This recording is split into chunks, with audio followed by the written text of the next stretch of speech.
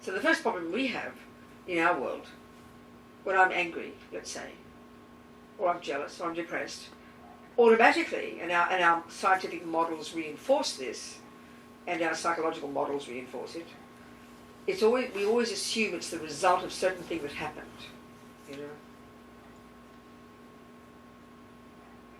Something someone did, or it's my genes, or my DNA, or my chemicals, or it's mummy's behaviour. It's always something. And this is what we talked about yesterday. It's something we can talk about for the rest of the week and never get bored with, because it's like the simplest of the truths, but it's profound. And this is the main reason it's so hard to hear the Buddhist view.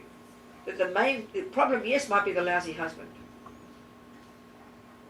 but we think that's the main problem. We don't really think the anger is the root of the problem. We think the husband who did the bad things to me is the root of the problem. We don't think, you know, that my mind is, my annoyance, my irritation, my upset is the problem. We think it's the red light. You know, we are very convinced, it's very automatic, and intuitively, the Buddhist view of ego is that that's how we think. It's deeply instinctive within us. The words are incredibly simple. But to get to the root of this, to really analyse and understand the Buddhist approach, and then to actually apply that in our daily life, it's incredibly hard. And that's not just making us depressed, it just is. The words are deceptively simple. And one of the main reasons it's hard is because we're addicted to this opposite view. I'm allowed to be angry, but I'm allowed to be jealous. Of course I'm depressed, because look at this. Of course I'm angry, look at what my husband did. Of course I'm unhappy, look at what that did. Of course I'm this, because look what the boss did. This is just completely natural within us. And it's exactly the same with happiness. The root of our happiness, we would think it's having delicious things and nice husbands and happy lives and good, whatever it might be, the external events. No, the root of it's in here. It's the Buddhist view. Which is like we talked yesterday. This is the basis then of being a Buddhist, being your own therapist, as Mami put it. Learning to use the Buddhist model to understand it properly. And that sounds curious because we say, but we know love, we know kindness. What do you mean, learn the Buddhist model of it? Well, it's distinctly different, you know. So let's talk more about how we were talking yesterday, building on what we discussed yesterday. That when we really begin to understand, this is the other problem, the massive cause of why it's so hard for us to really see how what goes on in here. And this is really the Tibetan Buddhist point here when they say mind. It's kind of interesting. If we take the Buddhist view seriously, what goes on in our mind, our thoughts, feelings, emotions, unconscious, all this stuff, what goes on in here is the main source of happiness and suffering, which is literally what Buddha was saying. And where he got this from, don't forget, it's from his own experience. It's not revelation. He's not guessing. It's from his own experience, you know. The source, the main source of happiness and suffering, the root of our problems and the root of our happiness is in here, not out there. Easy enough words.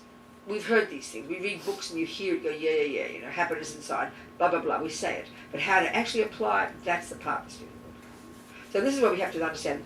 So the next piece of it that makes it so hard for us to hear these words and to apply them as practice is that, like I said yesterday, it's as if we're walking on driving on the freeway at 100 miles an hour, and then you notice that your wheels are falling off.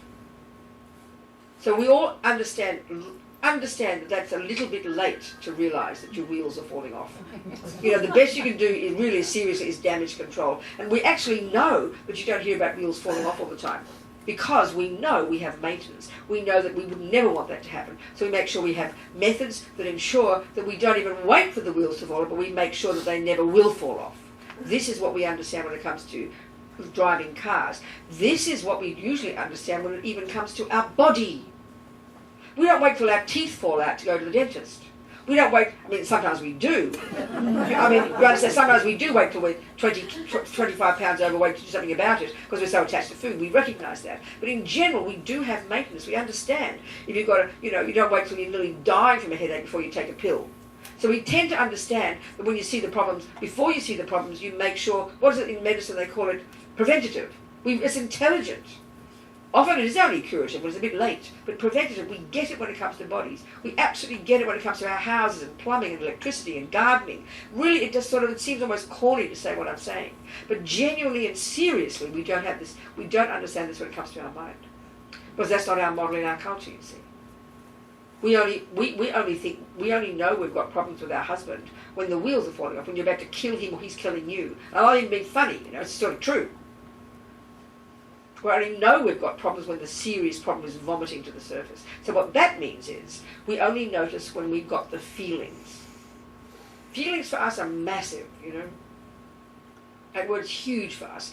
But if we say thoughts, we point to up here and we're referring to conceptual ideas, you know, maybe even recipes and things. That's thoughts. And we never think that thoughts are our problem. We think feelings are our problem. And they're also the good part. So we have to see the Buddhist view, this is what I'm getting to here now, to really comprehend this. We began to discuss this yesterday, let's go further. We've got to really comprehend this direct relationship in Buddhist psychological view between what we call feelings and emotions and what we refer to as thoughts. And this is the thing we really have to comprehend if we want to get Buddhist view. Because these words, like I said, are very familiar, but the Buddhist explanation of it is quite unique. And it is absolutely not how we think in our culture. So the other thing here is the third piece, which I want to talk about. The first one is we only notice when it's too late. The second one is like I said before, is we really believe the outside thing is the main thing to look at. So if I'm having a really hard time, I go to my therapist. One of you might be a therapist. I'll come to you, and naturally, because our view in our world, our view in our psychological models and in our scientific models, is that I am the product of mummy and daddy. I'm the product of the events of my life. I am the product of my body, my chemicals, my DNA, my genes. So it's all necessarily external. So we look at the external. So we go back into the past. And I'm not criticizing this view. Just that Buddha says we're missing the main point. Because we believe I'm the product of the past, the product of mummy and daddy, the product of events and things and blah blah blah. We will look back in the past. It's as if we're looking for a needle in a haystack. Why does Robina choose crummy boyfriends? Why? What's happened to her that she gets angry? What caused her to get angry? What has it happened that made her jealous, made her angry? So there's so many assumptions packed deep in that question, that Buddha fundamentally disagrees with. So the Buddhist idea, he says fine to look into the past. Nothing wrong with looking into the external conditions. But he says that's not the main thing. And this is the part that takes time to hear. He says the main thing actually is what goes on in the mind. But it's the opposite for us. I'm angry. Yep, I agree with you. But that's because John is a crummy boyfriend. And this is so logical to us. We would never question this. Your therapist doesn't question it. No one says, if John keeps cheating on me, no one says, oh, why are you depressed, Robina? Well, John keeps cheating on me. No one says, well, that's no reason to be depressed, Robina. What are you talking about? What are you talking about? Of course it is. Equally, if John's being kind to me every day, why are you so happy, Robina? Oh, John is so kind to me. We think that's logic. Buddha's making it go deeper. He says you're not looking at the whole story. And he says that this is one of the roots of our problem. This addiction to believing that I'm somehow this innocent victim of these circumstances of my life. We really do say, I didn't ask to get born. This is true. That's the materialist view. So of course if we take the Buddhist view, the bigger picture, as we just briefly mentioned yesterday, and we'll maybe go into it here, we'll see what we do. This is part of the root of the problem. The Buddhist view is that our consciousness is not physical. It's not the handiwork of mummy, daddy, or a creator for that matter. We did not begin in our mother's womb. Our consciousness goes back and back and back. And like I said, this is part of this vast world view that's been around in India for centuries, which we know nothing about. But it's not just some hippie thing made up in the 60s, an idea of reincarnation and karma. This is part of this vast worldview that Buddha was born into, and which then he took with him in his, when he diverged in his own direction, that is now producing what's called the Buddhist view of the world. That includes this very interesting view of the consciousness and the mind, how it works, and the view of the world, the bigger picture of why happiness, why suffering, why this, why that. And that's this view of karma. This is huge in Buddhist teachings, So these are what these views fundamentally are different from both the Christian teachings and the materialist ones. So it's like a third view of the universe, there are many views of the universe. But to understand it, if we're interested in the Buddhist view, we can't just say, oh yeah, I like Buddhism, I read a few books, I like Buddhism. Well, what is the Buddhist view? Oh, I don't know. What good is that? You have to be able to articulate it, which is why you'd like, if you're serious and you choose, like in my case, to take on Buddhism as my working hypothesis, and that's the way I put it, then I've got to look into it and start reading the concepts and reading the theories and see if I can kind of use them as my tools in daily life. So even though these words like love, happiness, suffering, joy, this, blah, are kind of simple, the Buddhist view of them is quite profoundly different, actually. So one of the key differences, we'll go to karma in a minute maybe, we'll see, but looking at the mind. basically, as I'm saying, in this Buddhist model of the mind, there are 3 categories of states of mind. Thousands of thoughts and feelings and emotions. I mean, in our, materialist philosophical model of the mind, 1,000 thoughts a second. Buddha agrees. And as we talked yesterday, the undercurrent constantly going, never ceasing, these thoughts, thousands, like this unedited, berserk kind of things underneath that we have no clue about until they rise to the surface and become a strong emotion. Then is when we notice them. So the Buddha's saying this is our basic like our unconscious. There's nothing mysterious. We can learn to unpack and unravel it. That's the Buddha's view. We just hear the tip of the iceberg, don't we, of what's happening in our mind. Certain things come to the surface. Most of the time we're completely on autopilot, hardly even noticing what's happening in our mind. And so then we only notice when the wheels are falling off, and that's when it's literally too late. I mean, nothing is too late, but it is too late. So all the Buddha's saying is that this is the key thing that I've got to get to first of all here, as we began to mention yesterday, that all these states of mind that we call feelings, emotions, like anger, jealousy, depression, low self-esteem, that are very powerful for us. The problematic ones, let's say, in this first category, all these neuroses. The second category are all the good parts of us, the good ones, intelligence, kindness, compassion. The third category of states of mind, as I mentioned briefly, these are like the mechanics of our mind, the capacity to concentrate, to remember things. These are like the mechanics of our mind. We're not discussing those here at all. We're looking at the ridiculous, negative, neurotic ones that are the problem, that are the cause of our pain, and we're looking at the virtuous, positive, altruistic, valid ones that are the cause of our happiness. But we give them equal status in our culture. So there's 2 things here that are fundamentally different in Buddhism. One is this point that actually there's a huge difference between them. They are natural insofar as we've all got them. But when we say they're natural, when we say it's natural to be angry, it's natural to get jealous, it's natural to be loving, it's natural to be depressed. What we mean by natural is that you'd be unnatural if you didn't have them. But the Buddha's view is hugely different, and this is coming from his own experience. That the so-called positive ones, love, intelligence, kindness, they're described in a very particular way, and I want to do this.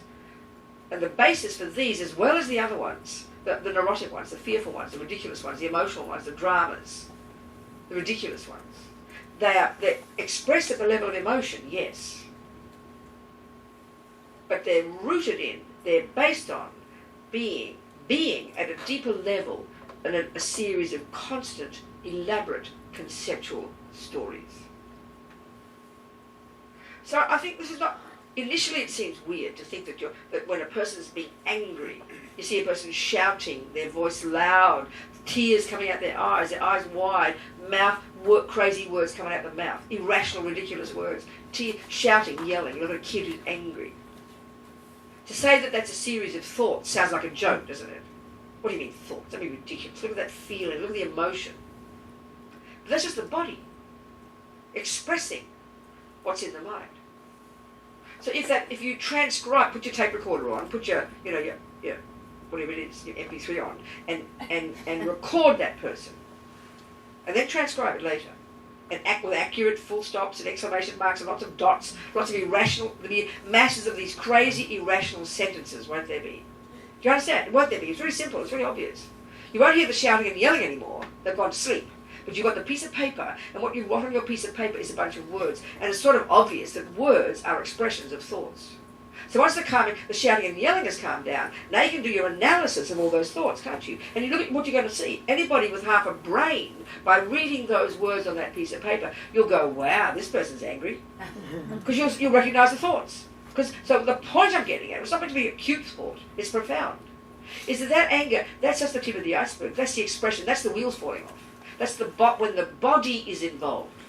And because we're so addicted to the body, as Lama Yeshe says, we make the body the boss. We only notice our thoughts from deep down when they become embodied feelings, when they're shouting and yelling and tears coming. Because it's only when we notice our thoughts when our body's involved. And that's when the wheels are falling off. That's too late. So those words on a piece of paper, you'll recognise them. How dare you do that to me? You are the cause of all my suffering. I want to kill you. My sister is evil. You did this. You did that. We can see immediately. It's this extreme, irrational exaggeration of this event when your sister took your thing. Do you understand? I mean, sometimes when we go, okay, if a person really is evil to you and they, start punching you, then you think your anger is valid. The point the Buddha's making is no matter how bad the thing that the person does, whether it's your sister taking your toy or whether somebody, stabbing you, they're both pretty, they're not cool. But what he says is, forget those. What we're trying to look at is in the mind. That's his expertise. He's not saying ignore the fact that someone's stabbing you. Please get the hell out of the way if you can. He's not ignoring that your sister might have taken your toy. They're the events. But what we focus on is only the events. And so we just think the anger is the natural result of an event happening that hurts me. So we don't analyse the thought itself. We don't analyse the mind itself. We don't analyse the response. We just defend our right to have it. And then we say, she caused it, he caused it. So that is an analysis. But the Buddha says it's not refined enough. It's not nuanced enough. It's not enough. You're missing the key thing. That what goes on in here is the main thing. And that's the one thing we can change. If you can get your sister to stop taking your toy, go for it, kid. If you can get the person to stop stabbing you, go for it. I mean, I'm not being silly here, but hear my point. If you can get the light to turn from red to green exactly when you want it, please do so. No one's saying you can't. But that's not the issue. All the Buddha's saying is that when we start to pay attention more, before it gets to the wheels falling off, and that's why you have to learn single-pointed concentration. This, like we talked yesterday, this simple technique that gets you out of your head. You have to begin somewhere. It goes to very sophisticated levels of concentration, but even beginning it, that gives us the skill to notice what's happening down here before it rumbles to the surface, So someone like me, let's say in my life, like I said yesterday, anger was like my middle name. As a kid, very volatile. I'd be shouting and yelling the second my sister didn't do what I wanted. So it's evident and easy to see in a person like me, oh my God, look at Robina's angry, But what about one of you who gets depressed? The trouble is with you because you don't notice your thoughts. None of us notice our thoughts before they get to the surface. But the trouble is your surface would be when you can't get out of bed one morning because you're inert with depression. Because depression is internalized anger. And let's look at that as well. It's very surprising to hear that initially. So the Buddhist approach to the mind, and this is coming from his own findings, from being a skillful practitioner of this amazing psychological skill called single-pointed concentration that these Indians before him invented, which is one of the key techniques in Buddhism. Even some semblance of skill at that enables us to begin to pay attention to what is raving on in here beneath the surface. And this is not mystical, I promise you. This is the key to success. Being our own therapist, as Mami Eshe puts it, not joking. So the key point here is being your own therapist. Not doing an analysis of what your boyfriend did.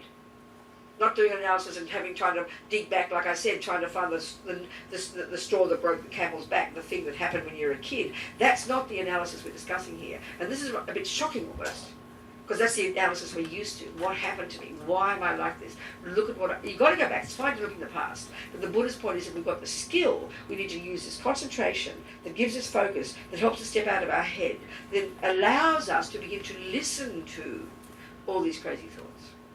But of course we don't want to. That's the other major obstacle. Because they're so painful, we would do anything to make them go away. And like I said yesterday, that's one of the main misconceptions about mindfulness meditation, is to make all the thoughts go away.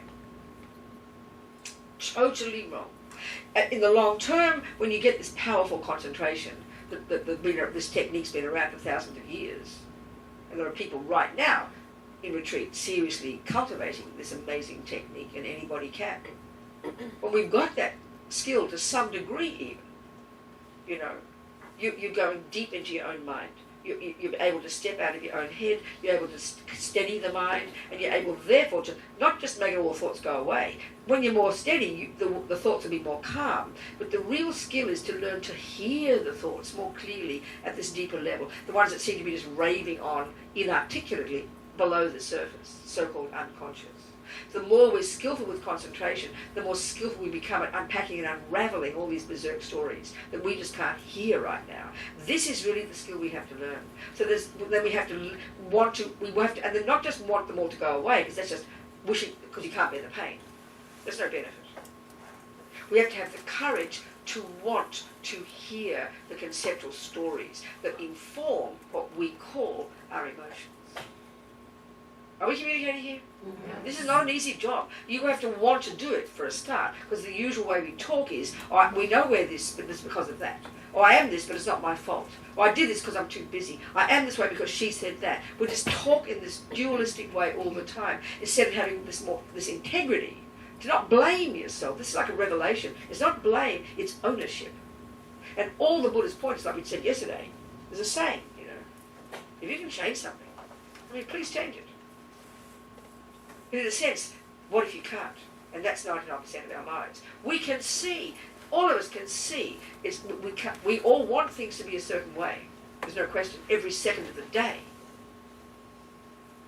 We all know, almost sometimes every second of the day, you just can't get the things the way we want them. So the key is, what then?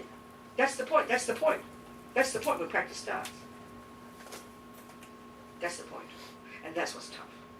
That's what it's intensely difficult.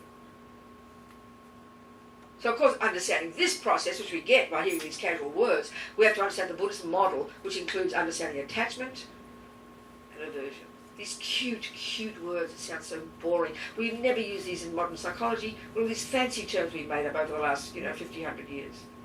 No one will talk about attachment. No one will talk about anger being a problem. Anger is just something natural. But, ADID and DD this and bipolar and personality disorder, all these terms we've made up. And I'm not being sarcastic. That's what we call serious psychology. Anger, attachment, that's not serious psychology. That's kind of like emotions, But this is the stuff of Buddhist psychology. It hasn't changed in 2,500 years. These are the same words. And the analysis of this stuff is unbelievable. It's extraordinary in Buddhist psychology. So sophisticated. Lama Yeshe says, I can tell you about attachment. For one whole year, we will never begin to understand it until we start developing the skill to listen at a deeper level. And this is not cosmic, people. This is really not cosmic and mystical. It's not how we talk in our culture. That's why we think it's mystical. It's not. It's an incredible skill we have to learn to develop. So let's look then at these two main roots of our problem, as far as the Buddhist model is concerned. So the assumption here in all the Buddhist practice we mentioned yesterday, the assumption here is these neurotic, unhappy states of mind that we know so well are not happy, but are the source of our problem. We hear that as blame. We can't help it. We've got to keep trying to find something out there that gets us off the hook, But this is like a question of accountability. What is it that goes on inside my mind that I can become familiar with so I can reconfigure it, change my mind, reconfigure, understand myself deeply, understand these stories, that go to a very deep, subtle level. So in this Buddhist model of the mind, the first category, all these neurotic states of mind, they're kind of like the ego-based ones, if you like, using the word fairly loosely. There's like a hierarchy of them, actually. I like to say it that way. So there are thousands of states of mind. There's no question. In the Buddhist model, they talk about 84,000 different neuroses, not to mention the virtues. We can narrow it down to half a dozen. And if you've read Buddhist psychology, Buddhist texts, you read about the 3 poisons. Sounds so cute, doesn't it? The 3 poisons. You don't go to your therapist, I've got the 3 poisons. You don't say that. You don't talk that way. So what are those 3? Because these are the roots of the problem. So the root one of these is actually this word in Buddhist psychology, it's called ignorance. Mat ripa in Tibetan. Mat ripa. Unawareness. Mat ripa. Unawareness. Just a general word. We all get the word, what it means. Ignorance. Oh yeah, I don't know mathematics, I'm ignorant. Don't know, how to drive a car. So ignorance is merely not knowing, but there's something very particular about this level of ignorance, and it's known colloquially as ego grasping. It's a very tasty kind of label. Ego grasping. And it's so instinctive within us, Buddha says, so deeply ingrained, so subtle, that it's beyond even us in our daily psychological models even identifying it as anything. It's something that's utterly natural within us, and it's this instinctive, like panic-stricken, fear-based, distorted, limited, Buddha would say, sense of a self a wrong sense of self, a mistaken, neurotic, wrong, unhappy, deluded, fear-based sense of self. And it's like a sleeping lion most of the time. It's only when really heavy-duty things happen that it wakes up and we have a panic attack, you know. And it's almost as if you could argue the term that we use in science, I think Mr. Darwin made it up, it's called instinct for survival. Like when you're attacked or offended or something terrible has happened, this is like rises up like a sleeping lion. I think almost you could argue that Buddha calls that one ego grasping. But it's there in our bones and it's deep at the level of a profound assumption. This unhappy, separate, lonely me. It's very deeply ingrained. Getting in touch with this is the long-term goal in Buddha's teaching. So on the basis of this ego grasping, as it's called, then because this is the irony of ego in Buddhism, it's actually a limited sense of self. It's a really limited one that always, there's always dissatisfied. So this is the energy. The next one it gives you, the second of these poisons, if you like. This is the one called attachment. The word craving, the word grasping, there's all these variations of the word, but it's referring to a very specific neurotic state of mind. And it's the main voice of this ego grasping. It's the main voice of ego grasping.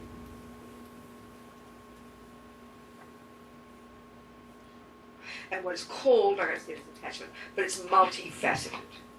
The deepest level, the most subtle level of this energy, and Buddha says where we come into this womb at the first second of conception, programmed with this stuff. The Buddhist view is really profound in the sense of being so different that we come programmed into this life with our own habits. They do not come from our mummy and daddy. This is a massive difference in Buddhism, which is expressed in the teachings about karma, but it's good to assume it here. They're not coming from mummy and daddy. We don't get our psychosis from mummy and daddy. We don't get our being good at music or football from mummy and daddy. They might teach us. They might be good at it too. But in Buddha's view, each of us comes into this life programmed with our own tendencies for these things, which is the reason in Buddhism we need to know our own mind. Because they're mine. They're my habits coming from before. That's why at least even to understand the experiential implication of this concept of karma, which we're not too familiar with, say, some of us. This is at least the one thing to get a sense of. There's this experiential implication of the view of karma that you come with your own stuff. Not mummies and daddies and grandmas and grandpas and the monkeys from the past. In the Western view, we look back into the past, don't we? But not my past. Buddha looks into the past too, but it's my past. That's the big difference. We look into mummies and daddies and grandpas' past. The Buddha says we look into our own past, our own consciousness. That's a huge difference, So, we come instinctively programmed with this primordial ego grasping, which then gives rise to this next, the main voice of this ego grasping, is this one called attachment. And like I said, it's multifaceted. The first level of it is this profound feeling of dissatisfaction. Never enough. No matter what I get, not enough. No matter what I do, not enough. No matter what I have, not enough. No matter how much John tells me he loves me, never enough. It's a bottomless pit of dissatisfaction, and it's primordial and instinctive. And the feeling of it is painful. So naturally, this gives rise to the next aspect of attachment. It's multifaceted, which is hunger. It's like an emotional hunger. Obviously, if I feel I'm never enough, then that manifests as I must get something to fill up the gaping hole. So that's the emotional hunger. That's the function of day-to-day of attachment. So naturally, the first place it looks for something that we think is missing is the outside world, is the objects of my five senses. Don't think this is moralistic. This is completely natural. We all live in this dualistic world of having a world out there. And that's why we believe the world is out there. Life is out there. And I'm this little bereft thing that got plonked on this earth by somebody else. No one asked me to get born. It's really true. My mother did not consult me. Maybe make you, Robina.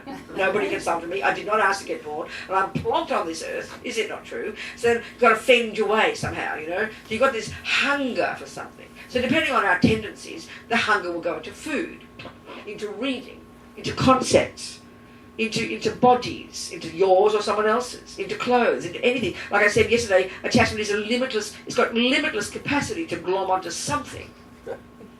And that's just due to our past tendencies. Some of us, unfortunately, have attachment to jump on girls all day, or jump on boys all day, or kill dogs all day, or do something. Unfortunately, some of the things we're attached to doing harm others, and that's the heavy-duty one.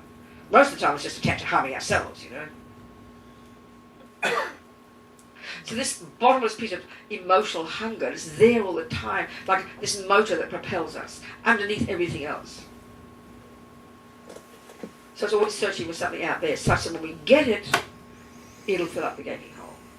We can see that that's true, especially when it expresses through food or alcohol, the strong objects of the senses, you know, that we put into this mouth here. Drugs, alcohol, cigarettes, food. We can see it, so clear, so evident. See, this is the interesting point. It sounds a bit depressing initially. We know in our culture, we recognise this. It's called addiction. We call it that, isn't it? You're a junkie. And that's the outer edge. And it's over there. People over there, they've got that suffering. The Buddha says, sorry guys, you're all junkies. As long as we have this emotional hunger, which is called attachment, which he says is the source of our pain, we've all got it. So join the universe here. But his point is we can get rid of it. This is the whole point. That's why we want to look into it, not to make us more depressed. And this is a really interesting point. Like I mentioned yesterday, the end result for Buddhism is expressed in that simple word, that the Tibetan equivalent of the Sanskrit word Buddha. It's Sangye. Sang implies the utter eradication from my being of all neuroses, all ego, all fears, all dramas, all attachment, all anger, all depression, all the problems. And then this gay implies the development to perfection of all the goodness. Now, these words are simple, cute enough, sounds nice, but think of it psychologically. This is a mad idea in our world, really demented. So what we do is we give equal status, like I said before, to all of these qualities. They're all natural. Like I said, if you hear the Buddha says you get rid of all anger, all jealousy, all fears, all depression, I mean, that's like madness. That's unnatural, we'd say, because we can't see anybody as an expression of that. We can't recognise even if they are like it. But this is Buddha's point. This is why Buddha has all this emphasis on knowing your mind. It's not to make you miserable. It's not just sort of to rub your nose in it.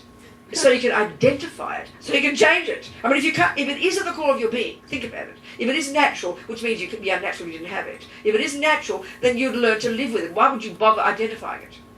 Do you see my point? It's like that. So the reason Buddha goes into it isn't to make us feel depressed. It's so we can identify it, so we can change it, get rid of it. Because it's a bunch of concepts deep in our bones that we practice to perfection, he says, over countless lives. So this attachment, the next level of it, is the dissatisfaction, therefore the emotional hunger, therefore the hankering after something. And this is not just occasionally, this is all day. This is all the day. All day we're adjusting, aren't we? This attachment is all the time. It's like a little motor inside us. Well, it's like really, to be gross about it, it's this little junkie inside us. There's a little junkie in me that's always looking for the thing, such that when I get contact with it, it'll trigger pleasant feelings. And this, again, we could spend the rest of the week just on this little topic, the mechanics of how attachment functions and how it relates, and how its relationship with pleasant feeling, which is happiness. This is a really extraordinary, fascinating description, actually, psychologically, of a relationship with these different states of mind. And this is Buddha's expertise, I would say. So we have to just cover lots of things, so I can't go too deep into it. The bottom line is we want a good feeling, a pleasant feeling, a moment of happiness. And so as far as we're concerned, the only way to get a pleasant feeling is to have contact with a certain object, broadly speaking. In other words, we don't know how to contact pleasant feelings inside here unless it's triggered by something. So attachment's job is to find that trigger. Attachment's job, and it's a genius at it. It works all day, trying to work and identify the object, that colour, that smell, that taste, that thing, that thought, that concept, that thing, that movie, that book, that video game, those amazing, brilliant things that we've created with our concepts and we are all unbelievably attached to. Isn't it? I mean, Steve Jobs was a genius creating iPhones and things. Look at him, the good things he's done, but I don't know if he's realised the trouble he's caused as well, even though I'm a fan of Steve Jobs. So attachment will find anything to have contact with, such that when we have it, it triggers pleasant feelings. So that this is the fascinating thing with Buddhist psychology. Pleasant feeling or happiness. It's not a virtuous or a non-virtuous state. It's simply what it is. As Lama Yeshe says, the more pleasure, the better, dear. But we so link pleasure. It's almost like a sin, isn't it? Oh, that sounds a bit sinful. Pleasure. Come on. And we link it to attachment. Attachment's merely, its job is to find the object such that when you get contact with it, it will trigger pleasure. So attachment's the problem, not pleasure. Happiness is not the problem. The Buddha, in fact, is telling you, hey guys, I've got some methods here that can help you get to access your natural potential to have a joyful, blissful mind. And hear my words literally, please. This is Buddha's view about the mind, consciousness. That it's not in its nature deluded, not in its nature frantic, miserable, depressed, ego-based. That's rubbish that we can get rid of. That when we have to even some degree got rid of this, to that degree we've accessed our own ability for clarity, for wisdom, for compassion, for joy, for bliss, for pleasure. Hear the words literally. There's a book I've just finished editing of Lama Yeshe. It's a commentary on Mahamudra, this wonderful meditation technique that's one of the sophisticated methods to realize emptiness. And Lama talks a lot, it's all about the mind. The object of meditation is the mind, one's actual cognition. It's a very marvelous technique. And in there he gives all these descriptions of our mind in its true nature, which means when it's unencumbered to whatever degree of anger or the neuroses. So it's extraordinary to hear. It's very inspiring to really realize the Buddha's view that we have this marvelous, marvelous potential for clarity and wisdom and joy. Please hear these words literally. So an attachment's job, though, what it literally says is a misconception. Attachment is convinced that that object is the one that brings me the joy. And he's not wrong in the sense that when we do get that object, it does in fact trigger joy. It does trigger a pleasant feeling.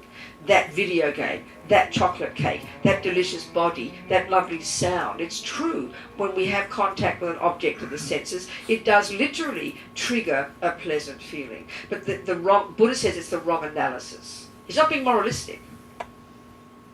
He's not saying you shouldn't have pleasure. He's doing the opposite. He just says the pleasure, the pleasant feelings, the joy that we do trigger on the basis of objects of the senses because is really limited. And what his whole point is, this is why by giving, when we've learned through concentration meditation, learn to subdue our body, speech and mind, learn to lessen attachment, lessen anger, lessen neuroses, which is the job of being a Buddhist, then what you're doing is not just becoming some kind of weird person, you're becoming more joyful, more content, more loving, more wise, more kind, more compassionate, literally. That's the Buddha's method. So for us, the method we use is to get an object of attachment. That's how we get a happy feeling, a pleasant feeling. So in other words, again, we think, can we not fix the microphone? We don't know what to do next. Maybe tomorrow we can fix it, can't we? Do you think? Do we know how to do it? Who's our IT person? We don't have somebody. Anybody who knows IT, you can join the team of volunteers. So, anyways, we'll see. I don't know. Did you hear most of what I'm saying? Yeah. Oh, yes. It's loud. It's good. I know it goes away sometimes, doesn't it? That's okay, isn't it? Must be something. I don't know what it is. You don't think it's the battery, do you? Instead of singing this on. It's the cord, isn't it? You think you're... Okay. Yeah, but that's not helpful. Doesn't give you a solution, just makes you accept it. Maybe John's about. You can look at it? John, you know about physical things, IT things? No. Only about. I guess it's probably the jack. Can you have a look at it for Nicole afterwards? I don't know if I can do anything. I'm glad to try. You'd be happy to try. Yes. You'd even be happy to know a solution. And you can actually not know it, but that's okay, but you can try, can't you? Good, okay. So, okay. Basically what Buddha's saying is, you guys, you're ridiculous. You think happiness, happy feelings, joyful feelings, he's not complaining about them. We believe they are what we get when attachment gets what it wants, the junkie. And that's our method of all day, our method. He says, no, you got it wrong, babies. Happiness, joyful feelings, is what you get, what you end up with when you got rid of attachment. So the thing that makes us do that action all the time, the thing that causes us to want to eat, to sleep, do that thing that we're attached to, is we want the happy feelings. But the tragedy is, he says, if we're brave enough, we're going to see it is really like the happiness of a junkie. The more you, and as my mother used to say, the more you get, the more you want. She used to say that. I hear it, you know. It's so profound. That's exactly Buddha's point. That attachment is this bottomless pit. The bottomless pit. That can never possibly, ever can bring satisfaction or happiness. This is not a religious idea. This is not like moralistic. This is literally the truth. We can hear it theoretically, but because we're all junkies to whatever degree, but this is, we're talking the gross objects here. The deeper level of attachment is way more subtle. It's attachment to get what we want, attachment to get what we think is right, attachment to get people to like us, attachment to be approved of, attachment for a good reputation. I mean, there's so much more subtle, these levels of attachment. But this gross level even, this is where at least theoretically to understand the Buddhist model, we at least can think about it, not to be guilty, not to feel moralistic, not to think I'm not allowed to have pleasure. None of this is the point. It's a really refined type of analysis to do, you know. So this is the essence of being your own therapist, learning to see your mind well, learning to identify this attachment. And I haven't finished its multifaceted job yet. So the next level of it, once it gloms onto that object, the cake, the video game, the person, the handbag, whatever it might be, you know. What attachment does now is that it's this conceptual story that over-exaggerates the deliciousness of the object. So therefore makes it irresistible. Isn't it? We know this. Then, let's say it's a person, that's where it becomes more fierce. The chocolate cake doesn't mind if you shove it in the mouth and eat too much. You just get the problem. But people, it's not so cool to shove people, you know, to sort of be like vampires with people. That's when the attachment gets so heavy, when we manipulate others and consume others and harm others as a result of it. So attachment makes John look divine. We know this. Look how your baby looks to you. You can see your baby's face in a million and 1,000 other baby pictures, and you'll recognise your baby immediately because you've got this immense karmic connection with that baby, plus huge attachment that makes your baby look like the most divine baby in the universe. And I'm not criticising. That's how we are. I always joke and I say, I'm glad my mother was attached to me. She would have killed me otherwise. Do you understand? So attachment then over-exaggerates the object. And then of course we all know attachment, then when you're attached to the object, you can't stop thinking about it. They say it so in such a simple way in Buddhist psychology, it almost feels embarrassing. They say you're attached to something when you think about it and it's not there. Well, that's most of the time, isn't it? We think of the past, the future, the present, if only this, if only that. We're living in our fantasy worlds. I mean, we're living in attachment. It's hilarious, you know. So we think about it all the time, and that's what do we call? We have all these different words in our culture: obsessive, compulsive, all these types of words. This is just attachment. He's gone berserk. That's all. That's all it is. Huh? What? Just laughing. Oh, good. Okay. If we didn't laugh, we'd cry. Or we, possess. The next one is when it comes to people or possessions. It's mine. Possessiveness, isn't it? It's mine. Literally, like as if it's an extension of my body.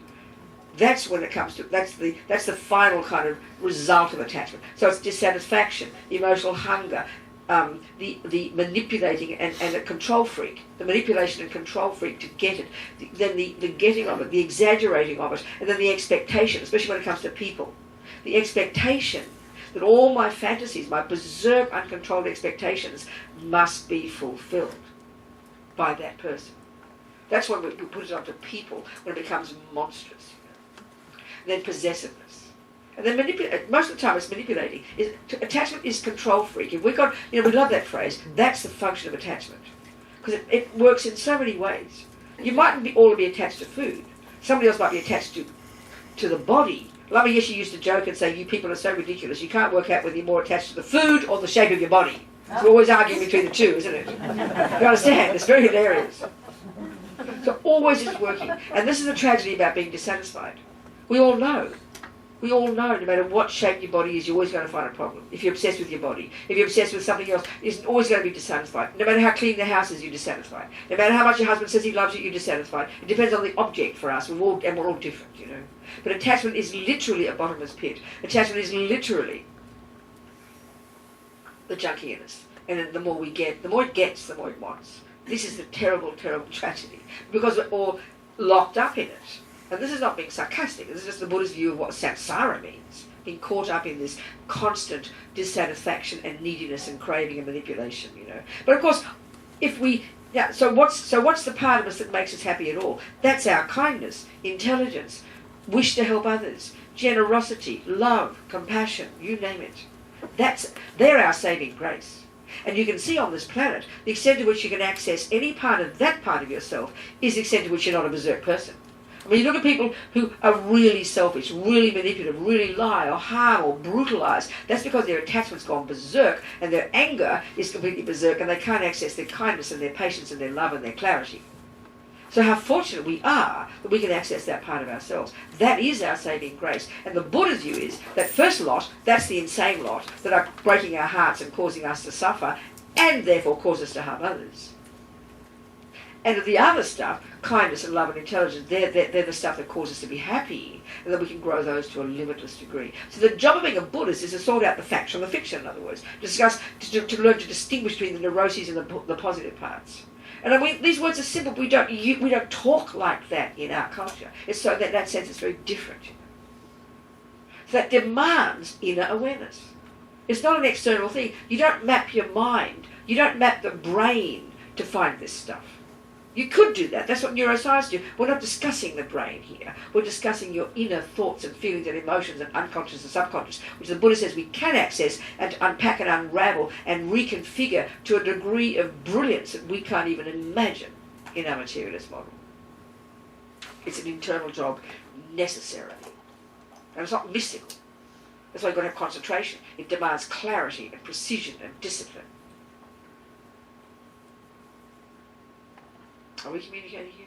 Yes. Do you have any questions about all this business? Yes. I have a question. Yeah. It kind of all ties together. So, Yeah. is everybody capable of making this awareness? Because then I think about people who are labeled sociopaths or That's people right, exactly. who Yeah, are of course. Yeah. who are mentally sick but That's right. not dangerous. But No, exactly, that's right. so are they capable? Of course not. It's obvious, isn't it? So I mean, it's obvious. It's a question. Put it this way. The Buddhist view on the one hand would say every single one of us innately always possesses this potential, but maybe at this moment in time, not the conditions that enable us to access it. It's always there fundamentally. That's why they talk about, the Buddha says we've all got Buddha nature, we've all got this potential fundamentally. But at this moment in time, a certain person, based upon their strong habit of being angry, a strong habit of something else, they can't access their patience. It's not possible. But theoretically that never disappears. And so it's absolutely, it's evident and obvious. Some people are not capable in this life. There's no way. But it doesn't mean you give up on them. So you protect them from harming others, especially when it's like crazy kids or any crazy, big people, anybody who's got more access to their rubbish than to the virtue is a simple way of putting it. That's fairly evident. And even look at us who are considered not, pack up. I mean, we might consider us as nice people. We're trying not to harm them, not to kill them, not to lie, not to steal. We're sitting in a Buddhist centre, we're talking about trying to be a better person. So that's all pretty incredible already, but look how hard it is to change our old ridiculous habits, Do you understand? right, yeah. So we get really humble instead of beat ourselves up when we realise that. And then you can see some people it's evident. Not possible at this moment in time. Not possible. So then if they're really crazy, then your job is to support them and to protect them from themselves. So I even think of people I know on death row, My friend Mitch is a Buddhist on death row in Kentucky, getting close to his death date. He says, I'm ready for that electric jolt, Robina, because he was tried in the 80s, and the sentencing was to be electrified. No, that's not the right word. Electrocuted. No, what do they say? They say that, don't they? Yeah. So they've got to fry him in a chair. So the last time I saw him, he was trying to talk about what happens exactly. They put this sponge on you, the guy looks in front of you, and they put this thing over your head, and they turn the switch on. He was trying to work out how he best to be thinking when they kill him, So we're cracking jokes about it. But, I mean, if you don't cry, you don't laugh, you'll cry. So anyway, the point is, his friend there, one of the guys I know, and they've all been there I've known him for 25 years. I know this guy, very kind of quiet guy. And Mitch said to me, Robina, he thinks of torture all day. So we don't like to hear about this. But if we have the view of karma, the Buddhist view that we come programmed with our own ridiculous stuff, as well as our own good qualities, at least it's a theoretical explanation of why a person's got this, from their own habit. So he thinks of torture. Think about it. So think of it from the point of view of the person here, not the harm they do to others. Forget that. And the Buddhist point is this: if we can really begin to become familiar with our own mind and realise how our delusions break our heart, then we can begin to have compassion for others. Which doesn't mean sentimental compassion, or the poor guy can't help it. No, protect him. Do you understand? So I'm glad he's on death row. I mean, I'm not glad he's going to be killed, but I'm glad he's protected from harming other people. Because his mind's completely out of control. Thinks of torture all day. Can you imagine that torture? We think of cakes all day. I mean, the best we can, you can imagine them having, or we think of video games all day, or obsessive, whatever they might be, that destroy us. But can you imagine thinking of torturing people all day? Can you imagine the nightmare for that person? That's where and when you know your own mind, the Buddhist view is when you know your own mind and you own these qualities without guilt, without beating yourself up, without defending yourself. We've all got it, he says. We're all in samsara, join the universe. When you begin to recognise your own, you can see the pain it causes ourselves. And then you really get this compassion for yourself to want to get the hell out of this rubbish. It brings compassion. And then you can see others, and then it brings compassion. But those who can't change their minds, you protect them, please, from harming others. No question. Do you understand? Yeah. What else, people? Yeah. Is it possible to be attached to meditation, or is that different because I it's understand internal? Okay, put it this way. This state of mind called attachment, the way Buddha talks about it, is profoundly deep inside us. It goes to very subtle levels. So until we're really highly developed spiritually, we're going to have it to one degree. As we progress, you get less of it, and you get more of the good qualities, but it's a long time before we're totally rid of it. Do you understand? Yes. You can hear that first. So therefore, we've all got it. So join the universe. So, on the very first, there's different stages of practice in Buddhist teachings. It's a bit like junior school entry level is really, given that we're driven by attachment, the main practice isn't, don't worry about attachment, is try and control the servants of attachment, which is your body and speech. So don't jump on too many girls, don't shove too many bits of cakes down your mouth. You understand my point? Control the body and speech, which sounds so kind of boring. Behave nicely, basically. At least you begin to lessen the constant, that's why if you're an alcoholic, we all know. Hear my point. I'm getting to your question. I'm getting to the exact answer. So there's levels of practice, you see. That's the answer. So the first level, you realise, when you realise you're an alcoholic, nobody in their right mind would ask you to hear the words, give up the craving for alcohol, attachment, while continuing to drink alcohol. It'd be insane, wouldn't it? You've got to give up the object first, don't you? It's kind of obvious. You remove yourself from the object. That's the first level of practice. So you subdue your body and speech, you harness your energy, you become a disciplined person, which is a profound level of practice, actually. Now you have at that level, there's no wiggle room. You're just trying to lessen you're trying to control the servants of attachment. At the next level, like high school if you like, you now are able to do the job we're talking about here, learn meditation and know your own mind more deeply, go more deep into your mind itself, right? And you're protecting yourself, you're being cautious. At the more advanced level, when you get to the compassion wing, you've still got attachment, but you're disciplined, you're under control, you know yourself deeply, you're aware of what attachment does, you've harnessed the energy, but now you're going to grow compassion and wish to help others. At that level, you can argue, you can use attachment. So if you're going to, for example, have a relationship, at least please have a person who's going to be helping you practice goodness. Don't get attached to some idiot junkie who's going to drag you down to hell. Be attached to a person who is a good person. Have a job that you're attached to that can help you help others. So it's using attachment skillfully. You get my point? Yes. So it's very reasonable to do that because it's going to be a while before we get rid of it. So of course you could argue we can be attached to our practice. But let me put it this way, darling. I don't know many people who are attached to their Buddhist practice because it's hard work. Attached to some nice blissful feeling that might come when you meditate occasionally, that's okay, but then you become a junkie then, so it's no better. That's not attached to meditation, that's attached to a nice feeling. And that's not practice, that's just being attached to a nice feeling. Okay. So I don't know many people who are attached to their Buddhist practice. Do you understand my point? If you are, wow baby, I delight in you. But if you're attached to your ideas about Buddhism, oh I'm right and you're wrong, that's a disaster. That's just rubbish. That's just fanaticism. You understand my point? Yes. Do you understand the point? Yes. So realise we're attached all the time, so at least be attached to a good job. to help people, attached to good people who can help you support. You're being aware of it, but you're kind of hopefully using it. You're adding compassion into the mix. Then that makes it more power, makes it less power, less neurotic. Do you understand what I'm saying? Yes. Does it make sense? Good. It does. Okay. Thank you. But it's very subtle because we're very tricky. You know, all these crazy. An ego's going to do what it likes to get itself all the time, get what it wants all the time. You know, it's very, very tricky to watch it like a hawk. You understand? And like I really say, I'm serious. You know, a mother, if she's a regular mother who loves her kids and has attachment for them, she has unbelievable attachment to her children. There's no question. My mother, I know, there's no question she had fierce attachment to her kids, as well as love and compassion. They're separate. But there's no, can you imagine not having attachment for your child? Many parents don't like their children. I mean, this kid is born to them, they don't like. You hear about that. Well, it's really hard to be kind to them, isn't it? You know that. So can you imagine if my mother didn't have attachment to her children, she would have killed a lot of us, not just me. She had seven of us, you understand? So it's like a bonus. We've got to look at it, distinguish it. The key part of practice here, once we identify attachment at these different levels and to see it more clearly, then we can begin to distinguish it from what we call love. And love is under the positive heading. Love is a delight in someone's happiness. My mother had masses of love for me. Love is her little Bobsy be happy. She did everything she could to make me happy. She had compassion for me. She did everything she could to stop me from suffering. That's love and compassion. They're profound. They're under the virtuous heading. But they're polluted by attachment. And in any relationship, if attachment is overriding the love, then that's when you're going to be mean, manipulative, you get angry when they don't do what you want. So it's really tricky, and this is why this distinction in the Buddhist psychology, which is unique to it, between the neuroses and the virtues is a hugely important point. They come like a big mixed together like a big soup right now, because we just can't tell the difference between attachment and love, but they're massively different. Do you understand? Yes. And that's what only comes from a lot of observation internally, you know. What else, people? So other questions? Yes. Just say you like or dislike something, like Yes. certain tones or certain Yeah, sounds I sure. like better than others. Exactly, yes. Or Well, certain colors. that's right. Is that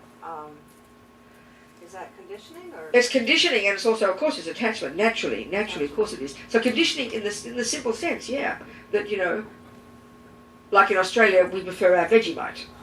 And, you know, Americans think it's the most disgusting, if you've heard of it, it's the most disgusting thing they've ever tasted. This black, salty stuff that we put on our toast. So if I'm offered Vegemite on toast, Australians get excited.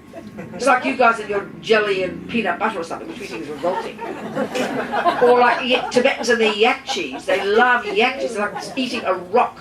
I can't describe how horrible it is. But they love the yak. So that's conditioning. And even from past lives, the Buddha will say you bring in habits with you. So, of course, it's conditioning.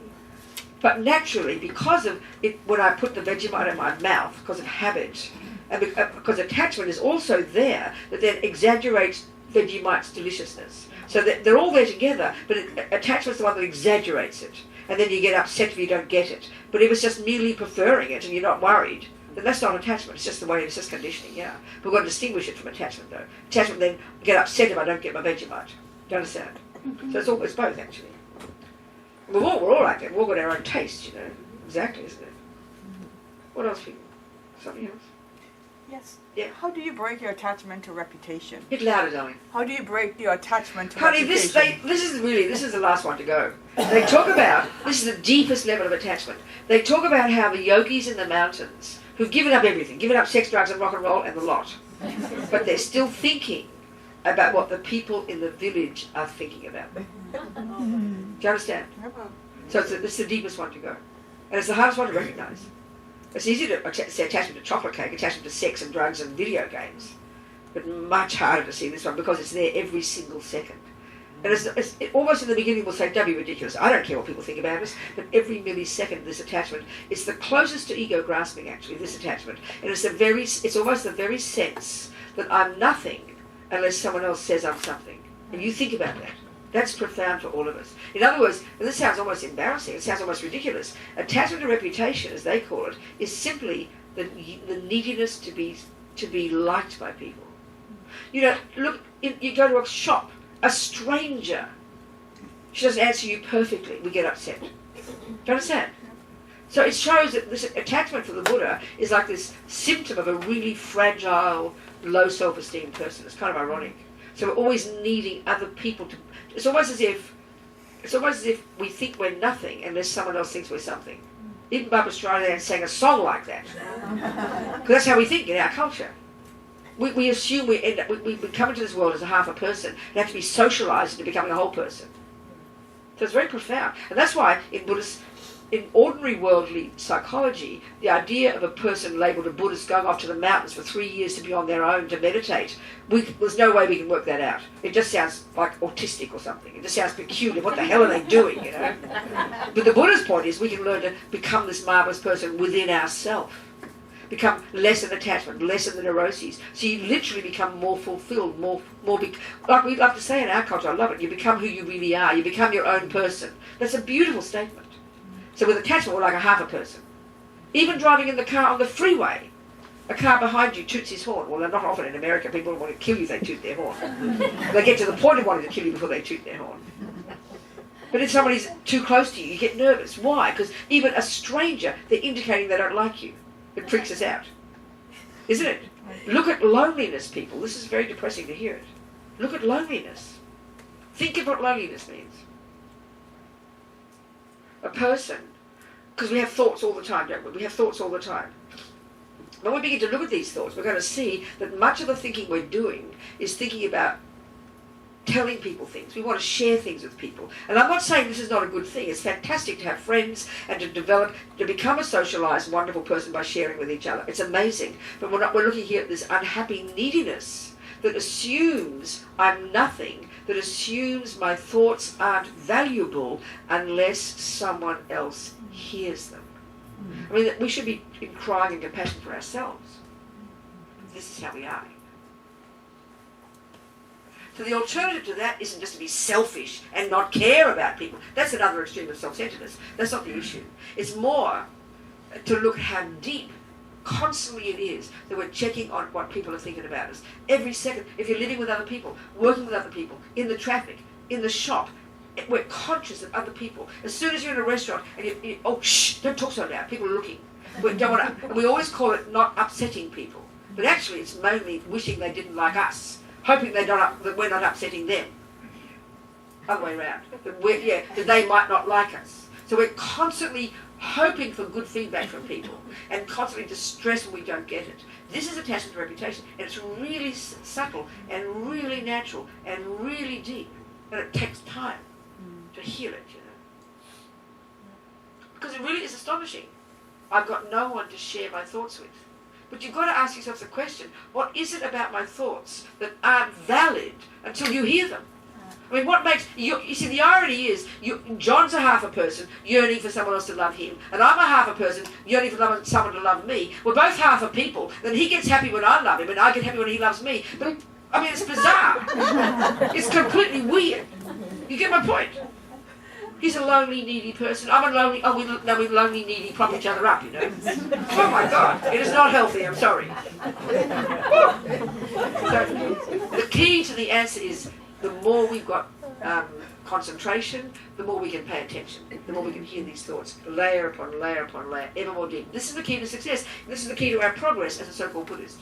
The ability to unpack and unravel and hear precisely and clearly all these conceptual stories that are just raging on like feelings underneath somewhere. It's just skill, developing constant skill. Do you understand? Yes. Yeah. So how do you seriously and consistently train that skill? So that you refine that ability, That's as right. opposed to just... There's various components to it. Yeah, so and it's very easy to reach that surface level analysis. Of course it is, yeah. But then, how do you refine it to become more clued in? Well, it's like in any skill, isn't it? You might as well be asking about how to refine your tennis, how to refine your music. It really is the same answer. I'm not trying to be tricky. It's the same answer. Once you've got the techniques, it's literally just practice. There's no secret to it. It's not a secret. It's just doing it. Literally, has to be the answer. So let's just remind ourselves again what are the components of practice. Well, this is why it's not a joke to say the first level is to junior school, entry level, control your body and control your speech. So you think about it. If all day we rave on with our mouth, we might not go around raping and killing too many people, okay? I accept that. That's why probably we're in this room. But we love our speech, right? Don't we? So look at the heart. Look at the uncontrolled speech we have. And don't hear this as moralistic. We rabbit on. As soon as we meet people, we have this compulsion to talk, you know. We don't even care whether they want to hear it, we just have to talk. So it's uncontrolled talk. And it's not being mean about us. Then we have talk that we do that's abusive and shouting and being mean to people. Then we have talk that is lies. Then we have talk that's behind back, so that's our favourite one because we feel safe. We love, and most of the time when we talk about people at work, we talk about the family, we talk about the politicians, we always want to put somebody else down, and it's always in reference to putting ourselves up. And it sounds a bit mean, but look at us. When people are together, we're always criticising. I'm not trying to make it sound like we should be Pollyanna, but because it really is quite profound when we realise that if we can't control our speech, how in the name of heaven can we pay attention to what happens in here? Because it's the opposite to the external, it's internal. So this is why it's not a joke to say people go off and do 3-year and 4-year retreats. And that's just the tip of the iceberg. I remember somebody who did retreat, a friend of mine in New York years ago. She went off and did one of these 3-year retreats, you know. So she came back to New York and she realised she'd just begun to touch the tip the tip of the surface. He went back for another 3 years. And then went back for another 3 years. Everybody who does these long retreats, which is so bizarre in our culture, and 99% of us won't do it. So this is long term, baby. This is the real answer to your question. Then you get to see the depth of the complexity of these thoughts that go to the level that we would call unconscious, which we think just can never be accessed, and then which in our materialist models there are no methods for accessing, because we talk about the brain. Here we're going beyond the brain, beyond. So it's really like, this is long term. But we do what we can in our daily life, you know. So at least harnessing our crazy verbal energy. And this is not meant to be a joke, because if you think about it, you see, we say, oh, I'm allowed to say what I like. We say, I'm allowed to think what I like. Meaning, we really do believe that it has no impact on the person I become. I'm sorry, but that's schizophrenic. If you really believe you can think what you like all day and not think that it has any impact on the kind of person you become, you're really kind of out of your brain, I think. In other words, you're allowed to have angry thoughts all day and then wonder why you're not happy at the end of the day. I mean, it's not really rocket science, is it? So it's sort of evident what you think does bring a result, but not to mention speech. So if you're sitting there, even in your own home, and nobody else hears you, but you're shouting and yelling and cursing the politicians on the television, and you're reading the news, you're upset with Mr. Trump, and you're bad-mouthing on, you know, no one's hearing you. But what do you think you're doing to yourself all day? You'd be exhausted by the end of the day. So it's sort of fairly evident that by controlling your body and speech first, harnessing it, disciplining it doesn't mean suffocating, but seeing that whatever we think and do and say impacts upon ourselves. That's the fundamental view in Buddhism about karma, and I think we can prove that. So you've got to do that first.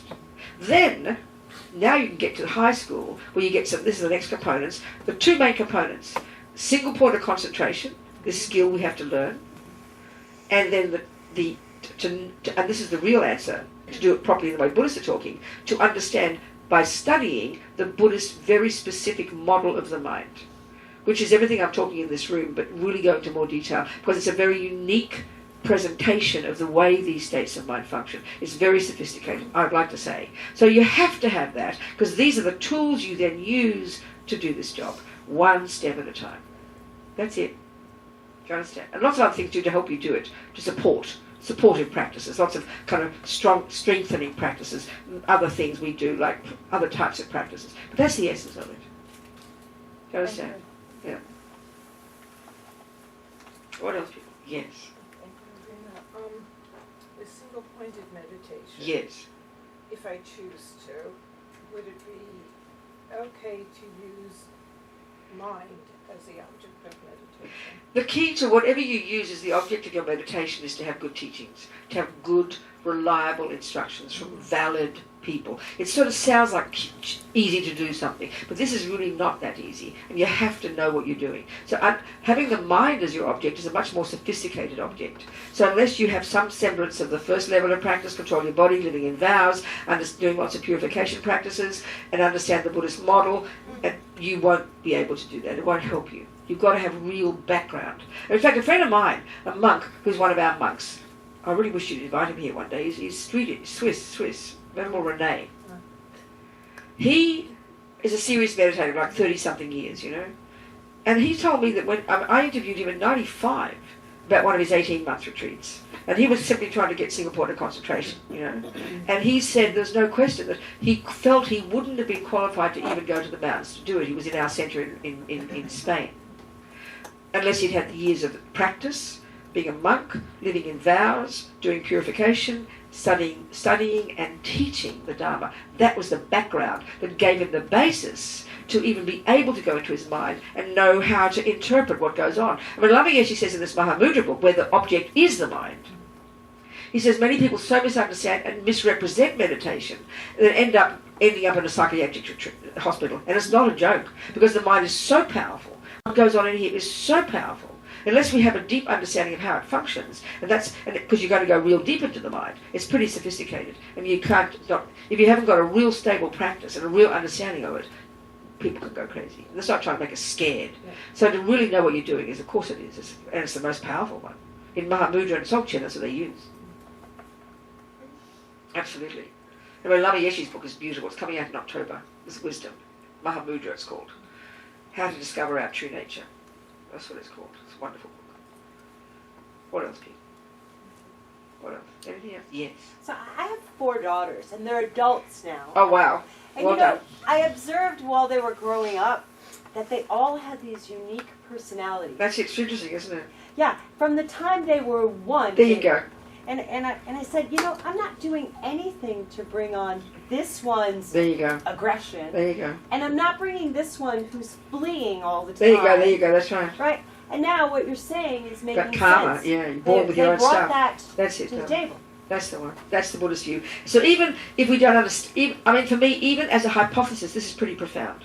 Because if we, with respect, okay, it seems to me in the world, isn't it, like we've been talking, but 2 main worldviews we tend to know about. One is the Christian or the Muslim or the creative religion view, isn't it? That God makes you, and that's fine. You have faith in God, and you'll be a happy person. I'm not being sarcastic. It's an amazing way to live your life.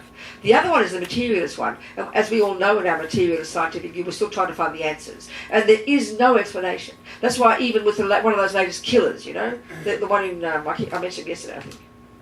The one in 57 people. I mean, you have to go by the numbers, isn't it? It's so shocking. The one in the party. It's New Orleans, wasn't it? Was it New Orleans? Oh, Las Vegas. Thank you, Las Vegas. That one, that guy. You see, that's what we do in the West. We look into immediately what happened to him as a kid. And this is what's fascinating about this guy. Nobody can find the single tiny piece of evidence in his mind, in his thoughts, in his Wi-Fi, in his history, even they've even unpacked his brain. They can't find anything to explain. So we just go, no one knows why. And that's fine, that's the materialist view. But that's why, at least for me, the Buddhist one, hypothesizing that my consciousness is not physical and comes from before, I don't find that too difficult to do. And at least it explains why Hitler, why Mother Teresa, why the same mother and 4 different children, why one mother and a psychotic kid and a saint in the same family. It does. The materialist one can't explain that. Your behavior as a mother can't explain that. Right. And I remember that last year was the 20th anniversary of those Columbine events, remember? And one of the mothers of one of those boys, she'd written her memoir. It was in the New York Times. And it was heartbreaking, because she bought into the world that she must have been the blame. I know when it first happened, the first thing people went to was the parents. And all people could find was nice white Christian parents. We were convinced there's got to be something to produce these monsters, you know. So they checked his brains, apparently. They dug up their brains, apparently. A friend of mine who worked in Denver said that. Were determined to see physically. But the Buddhist view is that mother, and she could see she was tortured. The marriage broke up. They lived in hell for being all the blame, for death threats. It's brutal, because we have to find someone to blame. But the Buddhist view is these 4 crazy kids brought their own junk with them. I mean, for me, as a hypothesis, and it's not just a belief, the Buddhist teachings describe it in great detail. It's a very fascinating model, you know. But at least it's, in theory, it seems to me, well, that's possible. At least, I mean, then it gets the mothers off the hook. I mean, you know, so because everybody has to blame the mother. This mother was tortured for 20 years of torture. What could I have done differently? What should I have done? What didn't I do? And I remember from my mother, I mean, we had a crazy family, like everybody. You have crazy families, you know. And my mummy she had 6 daughters and a boy. He was the last one. I think the whole neighbourhood celebrated when Tony got born. I don't forget. So anyway, my mother, when things would go wrong, dramas, my dad was an alcoholic, things went wrong, you know. And I remember I couldn't articulate it when I was younger, but I would be infuriated when she had all this guilt that she was the blame for everything. And I had the sense, excuse me, Mum, I played some role here. Hey, back off. Stop taking responsibility for everything. That's what guilt does. Like she made me, so she is the blame for everything that went bad. But that's insulting to me. Yeah. I've got some power here, thanks. Back off, you know.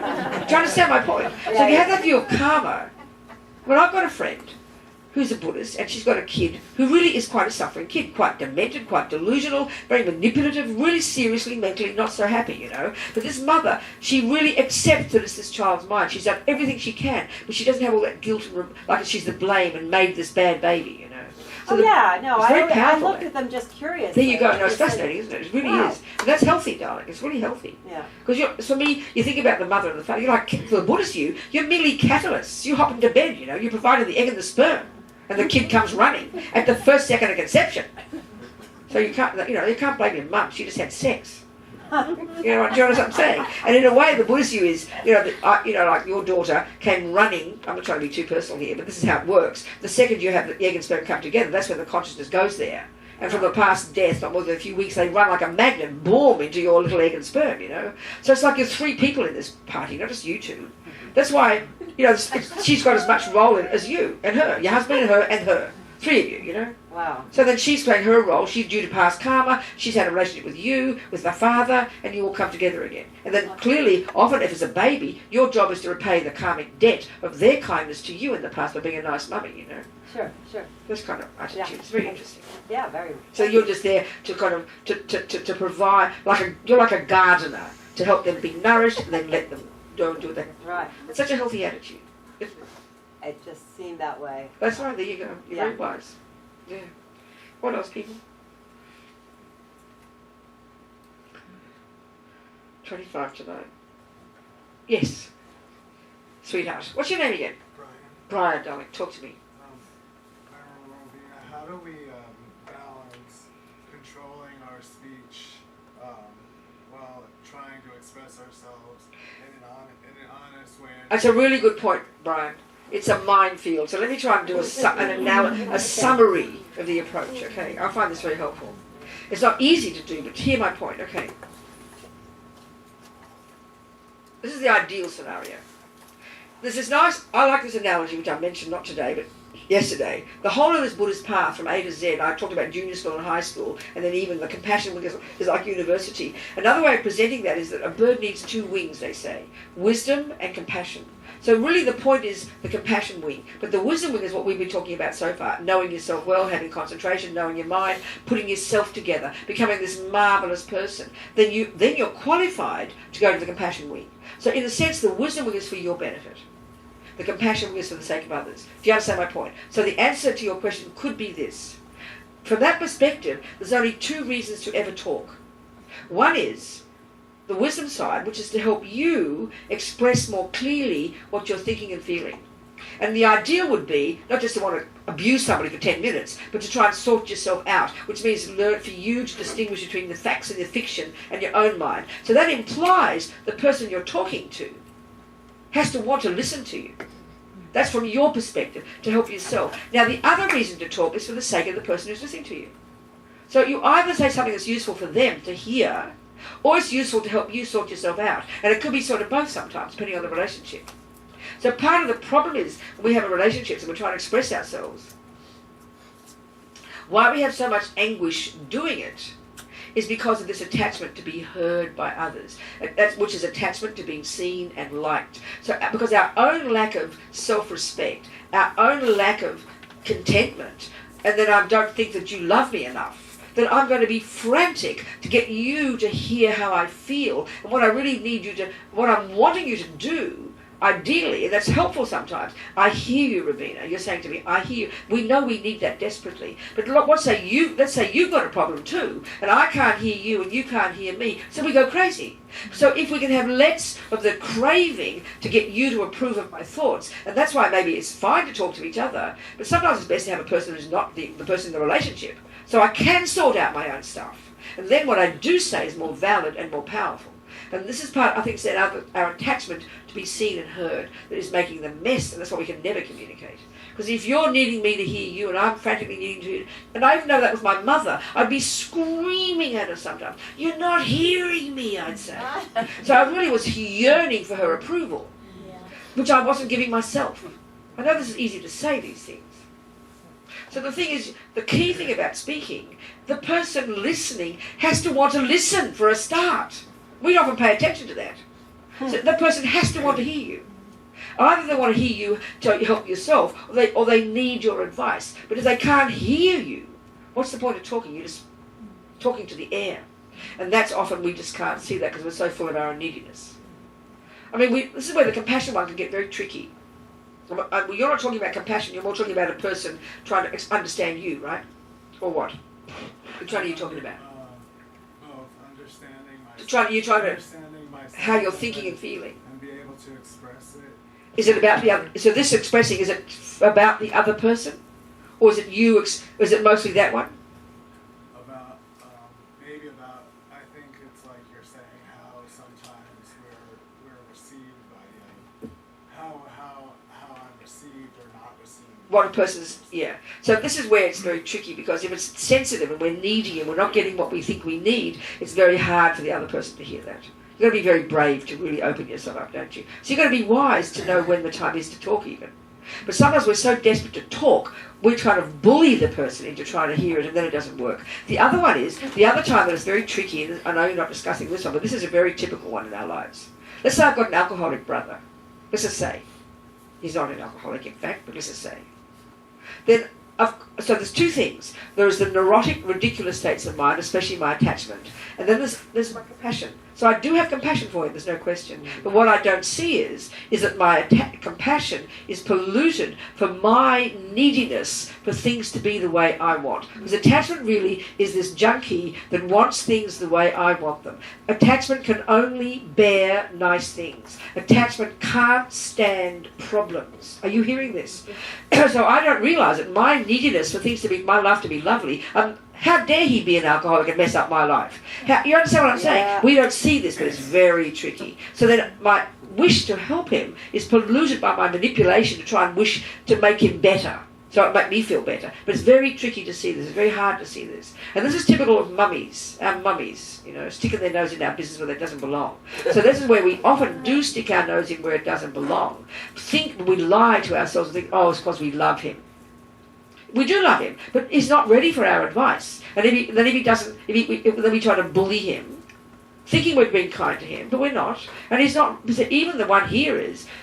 It's fine to want to help somebody, but we have to be confident that they can hear our advice and even want it. And half the time we know there's nothing worse than having a person telling you what to do all the time. Do you understand? It's really subtle. So this is where. Often we think, oh, you're just sitting back and you don't care. But if my brother doesn't ask my advice, who the hell am I? Stick my nose out of his business, please. You might have compassion for him. Have compassion for him. But if he's not wanting my advice, be quiet. Love him for who he is. And stop trying to change him all the time. Because it's my attachment. I want everything to be lovely, It's very tricky, this one. We all do it. Do you understand, people? That's why we've got to have this wisdom to distinguish between the neuroses and the virtues. These words are not how we think in the West, but it's quite profound, actually. We have ways of talking this way. But this is the key Buddhist one. It's very interesting. Do you understand? So compassion is the wish to help, and that's incredible. But it's wisdom that gives you the ability to help. And that comes from working on your own mind. That comes from sorting out your own mess and getting clarity and seeing what's going on. Do you understand? That's so powerful. Compassion, as Dalai Lama says, compassion is not enough. You've got to have wisdom. Do you understand? But the wisdom one, to try and express ourselves, but still the person has to want to hear you. You've got to have enough courage to see, even if they're ready to hear you. Maybe they can't cope. And that's our own needs. And so find someone else you can sort yourself out with. Because we need to be heard sometimes. We need to help ourselves to hear ourselves, really, isn't it? Do you understand? Yeah. What else, people? Yes. So, where does caretaking Huh? fit? What done? Where does caretaking fit? Who? Caretaking. Oh, caretaking. You mean So taking when care of you're others? a caregiver, Yeah. many times it is under the header of compassion. Yes. That's right. But that's not necessarily the case. Tell That's me. just an illusion very Oh, often. really? Is it? Tell me the opposite then. Well, if the motivation is sincere, then Yeah. I think compassion applies. Yes. But that's an assumption. So tell me the doubt. So tell me how it could be a bit tricky and negative. What's the scenario there? So if you have an aging parent Yes. and it's a long-term decline, Yes. That's right. and you're in a situation where you do care and you are compassionate to the suffering and the decline, That's right. but there is also the other aspect of feeling overwhelmed, That's right. then Okay. how do you walk that? I understand, John. This is the tricky part, isn't it? So in other words, we've all got compassion. We all want people to be happy, and we all want people not to suffer to some degree. But we can all see it's got its limits. Because of why? And this is not being horrible, because we've got attachment and our own needs. So if you're like, in the Buddha's view, they talk about these beings who've gone beyond all this ego, who have limitless compassion, limitless wisdom. They never get tired, they never get bored, and they've got incredible wisdom, so they never get misused. But they've got this profound capacity to help others. So we have to know what our limitations are. And that's where the tricky part is, because it's our parents. Then we get guilty and overwhelmed, and then you see the trouble is when we do go to help them, because that day we're tired, we're then resentful, and we get angry, and then we get this incredible stress. So the key thing is, my feeling, the key thing is to know what our limitations are, but know that they're not set in stone, because you can grow. You can less attachment and more anger, more compassion. So the key thing for me is this: if you've decided to do a certain level, then if you really decided to do that much, you do it with a truly happy mind. You don't go with bitterness. You decide, I want to do it. Even if, like, you can't stand your mother and father, but you've decided you see them once every Tuesday for 1 hour. And you know, so you make your motivation pure. You know, out of due to, I want to repay their kindness, even though I can't cope because they're manipulative, they're miserable, whatever, and that's where you're at. But you decide, you choose to be happy for that 1 hour. You go and you're theirs for that 1 hour, and you allow yourself to be there for 1 hour. But if you go with resentment or guilt, you build up until the point you can't stand your parents and never want to go again. So it's choosing, whatever we do, to choose whatever you decide to do and do it with a happy mind. Do it that 1 hour, or do that level that you can do. And beyond that, then if they are your parents, you've got to then organise something else to happen. You can't leave them to die, because they are your mummy and daddy, you know. Isn't it? And we do owe an immense debt to our parents, but we don't like to talk like that in the West, you know. But it's true. I mean, So that's basically setting limits. you have to know what your limits are, because I mean, if you can't be up 24 hours a day for 6 days a week helping your mum, you can't pretend to try to and go crazy. You've got to know what your limits are. So that sounds to me as though the charge is to work on the wisdom. Yeah, that's right, precisely. And Know what you can and can't do, and Right. do it with a happy mind. But never be try not to do it with resentment and guilt. That's easy to say, Right. but that's what drives us. And then we have resentment, and then there's this terrible tension that builds up. I think that makes sense in a limited time. That's much easier to execute. What if you're the sole caregiver? But that's you. Then you've got to do what you can. What more? You see, that's the point. What more? Like my friends in prison. Like this, you know, they don't have the luxury to make choices about who they're in the prison cell with. They don't have the luxury to make choices about being in prison, period. So you either go mad or you make a few leaps in your progress. Right.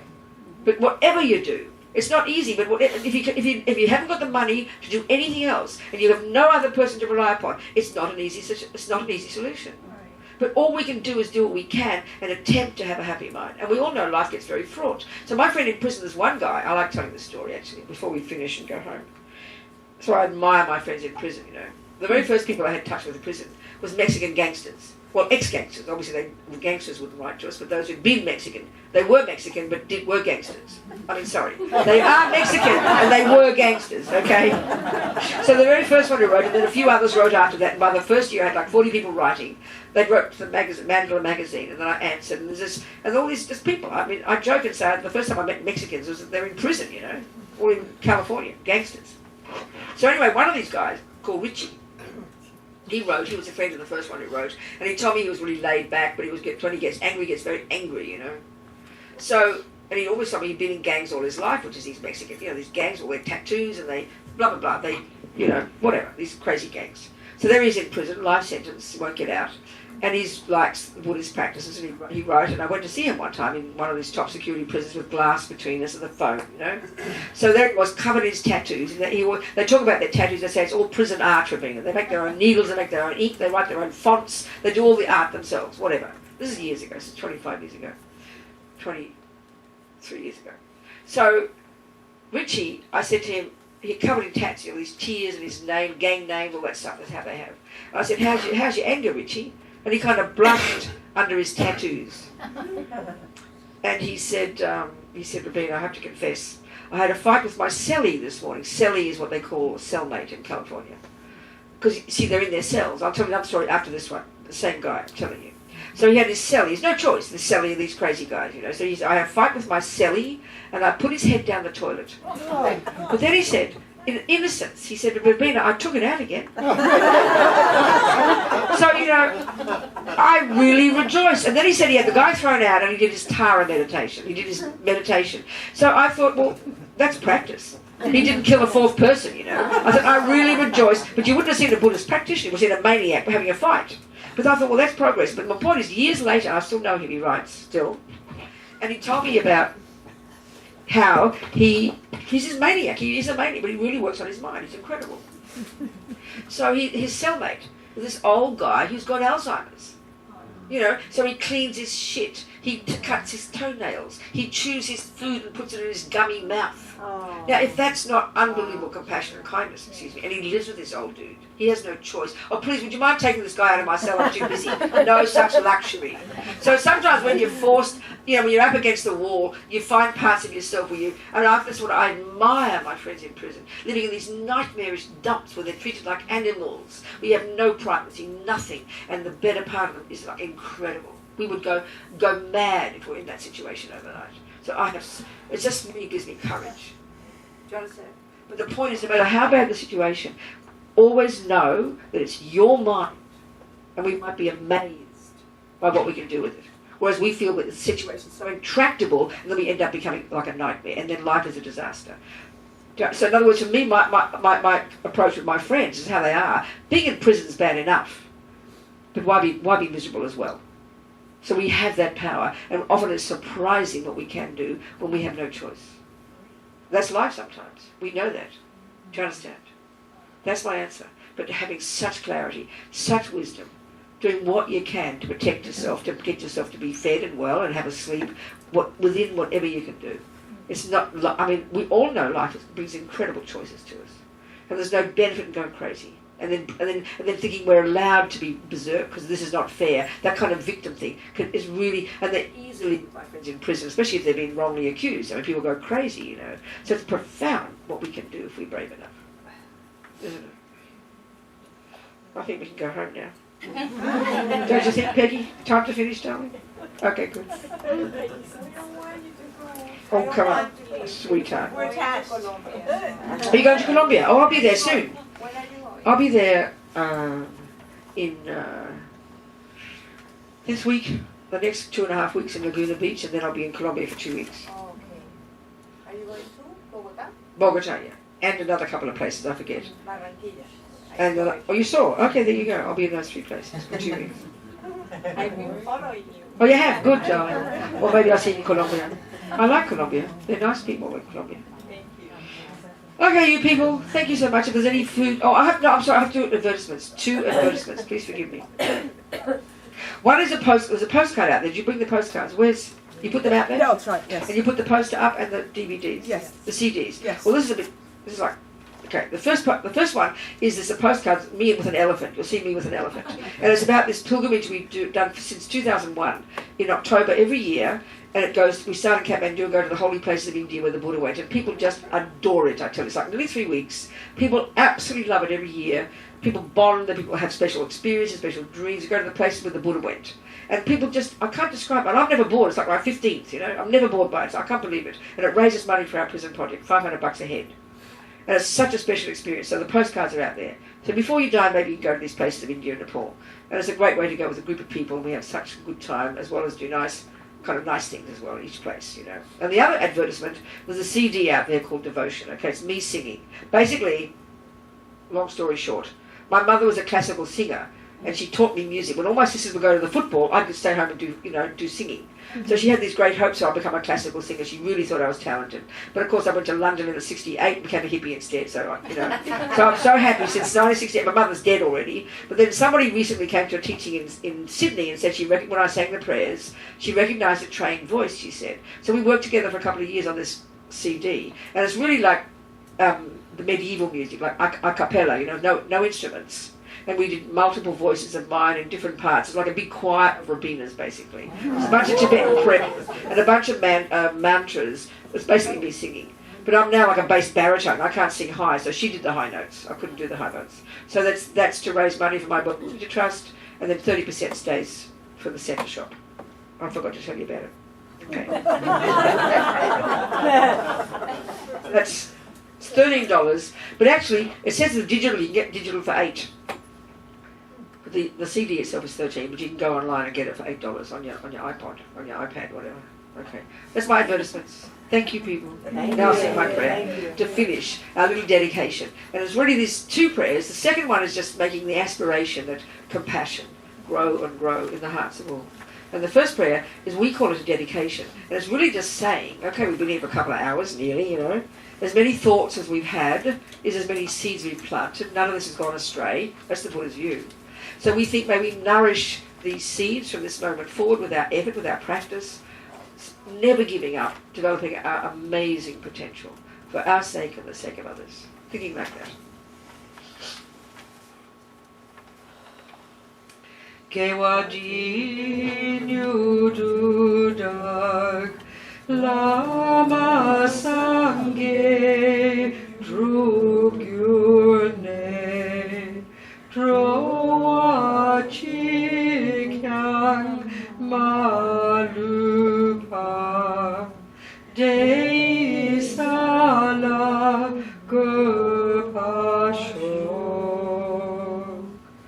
Jamchob Semchok Rinpoche Make Panam Kegyuchi Kepanyampa Mepayang Gomne Gomdu Havasho.